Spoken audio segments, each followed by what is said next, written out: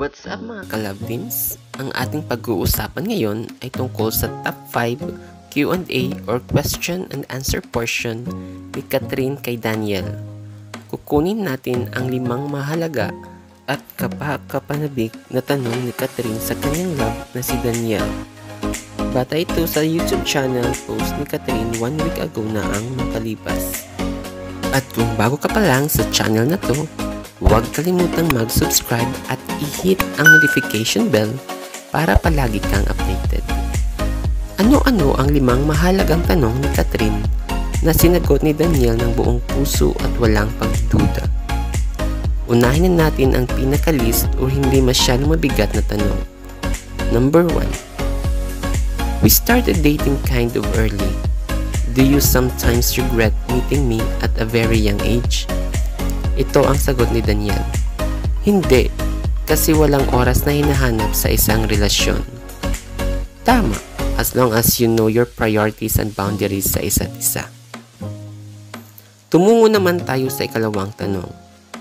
What was the moment that you made you feel the most proud to say, girlfriend ko yan? Ito ang sagot ni Daniel. May paninindigan sa tama. Kung babalikan natin yung time na nag-shutdown ang ABS-CBN, talagang pinaglaban ni Catherine ito. So doon mas lalong humanga si Daniel. Ano naman yung pangatlong tanong na pinili ko? What was the most important thing to keep the romance alive?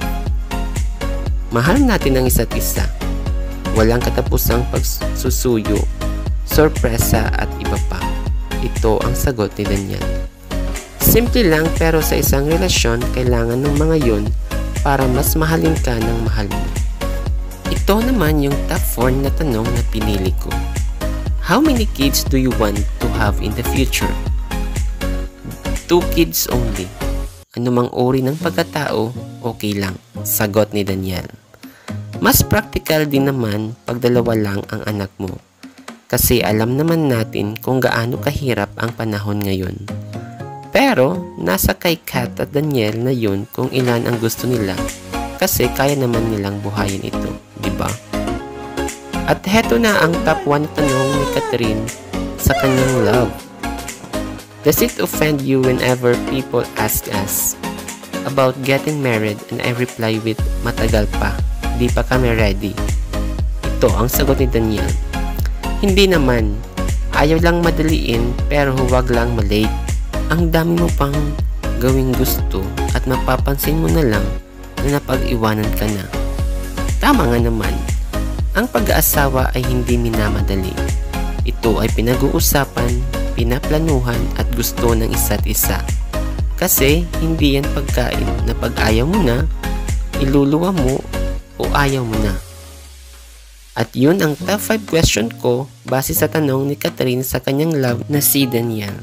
Sana po ay nagustuhan nyo ang aking top 5 question na pinili sa tanong kay Daniel ni Catherine. So yun lamang po at maraming salamat.